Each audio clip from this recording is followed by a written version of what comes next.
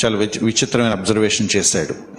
చర్చెస్లో pastors ఉంటారట, presidents ఉంటారట, vice presidents ఉంటారట, వర్షిప్ లీడర్స్ ఉంటారట, సెక్రటరీస్ ఉంటారట, ట్రెజరర్స్ ఉంటారట,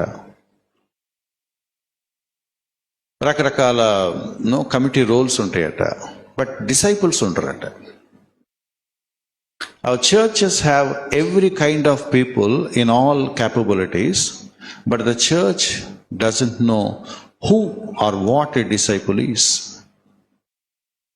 ఫోకస్ డిసైప్లింగ్ మీద లేదు, వాక్యం నేర్చుకోవటం మీద లేదు, అసలు ఏమి నమ్ముతున్నాను, ఎందుకు నమ్ముతున్నాను దాని మీద లేదు. సువార్త ప్రకటించండి అన్నారు. సువార్త అంటే ఏంటి ఎవరికి తెలియదు.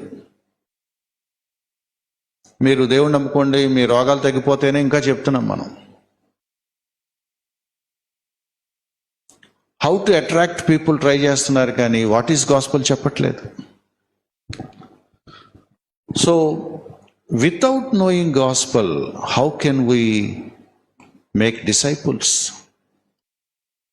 ఏ సువార్తో అర్థం కాని వాడికి శిష్యుడిగా ఎలా తయారవుతాడు? వాడిలో ఇంకేం సువార్త ప్రకటిస్తాడు?